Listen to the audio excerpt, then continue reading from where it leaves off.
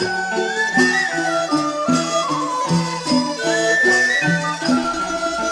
วัสดีครับท่านผู้ฟังที่เคารพทุกท่านวันก่อนผมไปกาดบ้านทาป่าเปาเพื่อไปเสาะซื้อของป่ามากินก็ไปป้าแม่ก้าคนหนึ่งขายจิ้นส้มเมืองห่อตองขายอยู่กลางกาดที่หั่นก็มีลูกก้าคนหนึ่งเข้าไปถามแม่ก้าว่าจิ้นส้มฟานบ่มีก็หาแม่ก้าก็ตอบว่าบ่มี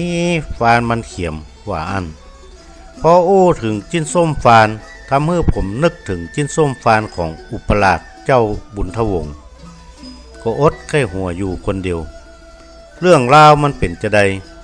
วันนี้ผมจะเล่าเรื่องจิ้นส้มฟานของอุปราชบุญทวงศ์ให้ท่านฟัง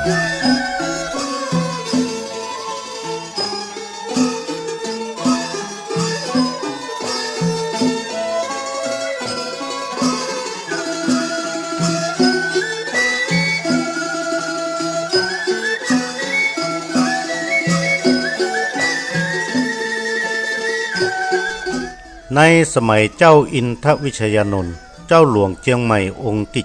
7โดยมีเจ้าบุญทวงศ์ผู้เป็นน้องเป็นอุปราชอยู่ยังเมืองเชียงใหม่อุปราชผู้นี้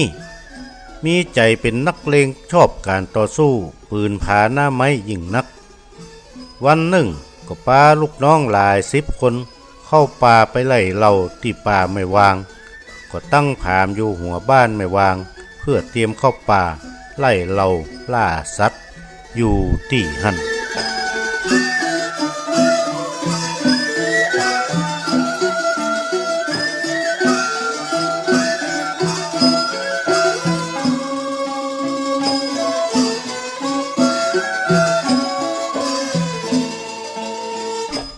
อถึงเมื่อคืนอุปราชเข้านอนกำลังจะงีบหลับมาเจ้าบ้านก็มาติดสัตว์โดยกันเป็นมุกเป็นหมู่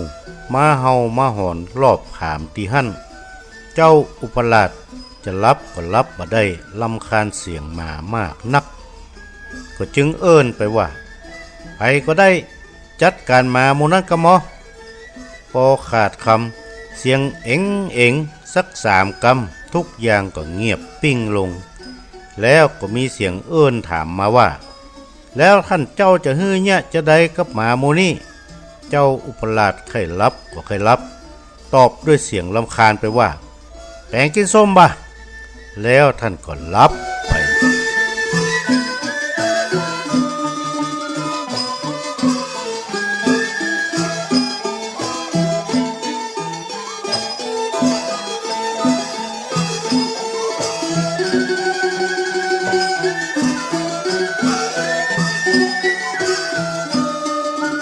พอเมื่อเจ้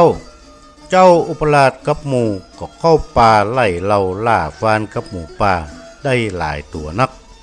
ก็ปากันเอามาลาบพ่องแกงอมพ่องปิ้งย่างแอบอ่องกินกันเป็นที่ม่วนงันสันเล่ายิ่งนัก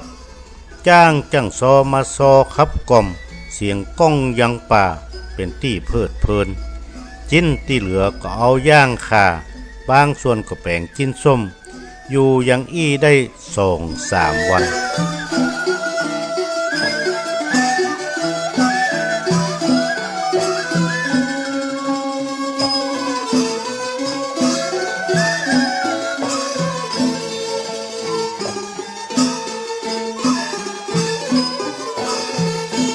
จนถึงเวลาที่จะปิกคุ้มหอคำยังเมืองเชียงใหม่ลูกน้องกำลังตั้งงัวต่างเจ้าก็มาหั่นจิ้นส้มห่อตองแปลงไส้เป็น2 งัวต่าง1ห่อจิ้นส้มมัดด้วยฝ้ายแดงหมายไว้แหมต่าง1บ่ได้มีฝ้ายแดงหมายเจ้าก็มาสงสัยถามลูกน้องไปว่าจิ้นส้มที่บ่ได้หมายนั้นมันเป็นจิ้นส้มอะไรหยังเขาก็ตอบว่าจิ้นส้มฝานและไอ้ที่หมายฝ้ายแดงนั่นหรอเขาก็ตอบว่าเป็นจิ้นส้มฝานเองท่านเจ้าก็นึกออกเคยสั่งลูกน้องเขาเอาหมาไปแปลงจิ้นส้มเขาก็เอาไปแปลงแต่ก็แค่หัวเบาๆอยู่คนเดียว พ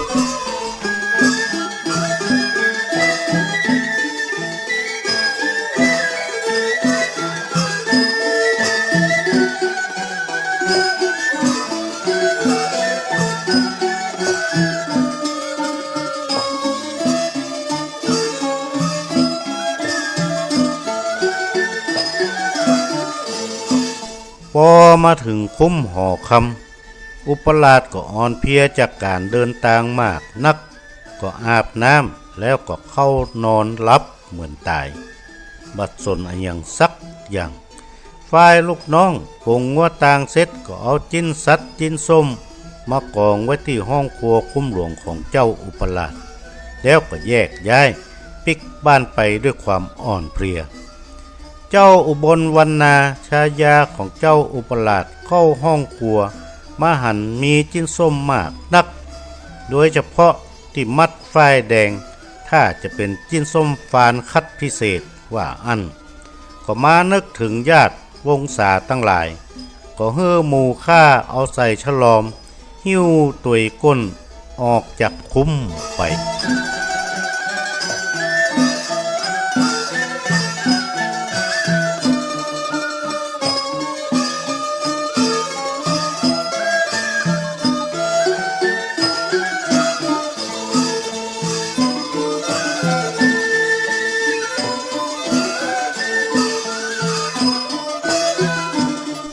พอถึงเมื่อเจ้าแห่งวันหนึ่งเจ้าอุบลวรรณาก็มาอู้กับเจ้าอุปราชว่าจิ้นส้มฟานที่อ้ายเอาลูกแม่วางมาเอาไปแจกให้หมู่พี่น้องทั้งหลายไผ่ก็ว่าลำขนาดเน้อเจ้าอุปราชก็ทำท่าตกใจแล้วก็ถามว่าเอาห่อที่มีฝ้ายก็ว่ามันมีฝ้ายเจ้าอุบลวรรณาก็ว่าเอาที่มีฝ้ายนะกะอุปราชก็ก้มหัวตายละนั่นมันจิ้นส้มหมาไปย่าเจ้าอุบลวรรณาได้ยินจะอั้นก็หากแตกหากแตนณที่หัน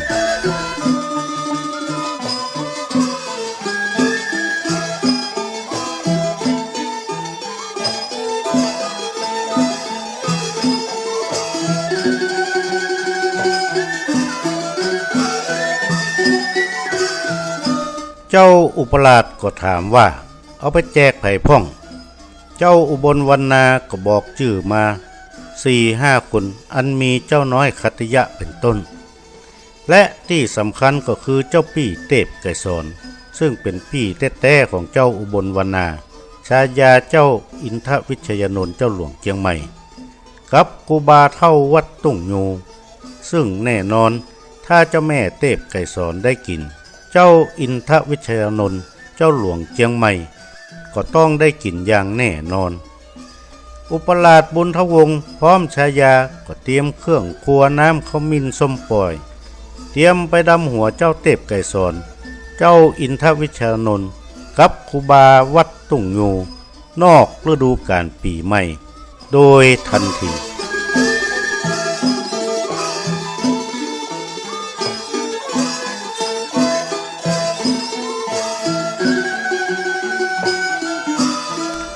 ต่อหน้าเจ้าหลวงอินทวิชยานนท์กับเจ้าแม่เทพไกรสอน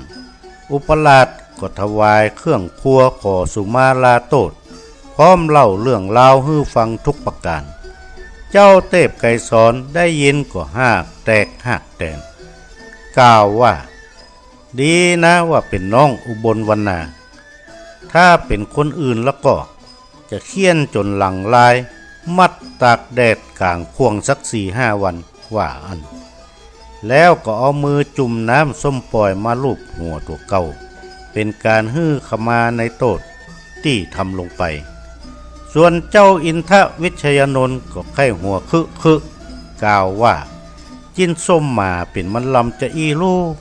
เจ๊กโง่เลยมักแต่มักว่าอัน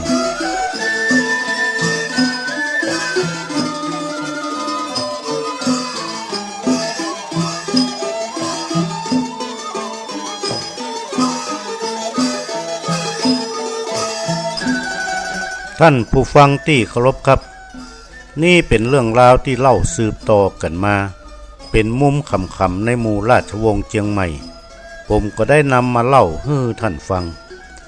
ก่อนจากกันในวันนี้ผมขอฝากคำบักเก่าเอาไว้ว่าฝนบะตกบ่ฮู้เฮือนไผหัวไฟไม่บัวตึงเปี่ยวตึงควันวันนี้ผมนานวาดขอวาดวางลงเต้าอี้เต้านี้แลสวัสดีครับ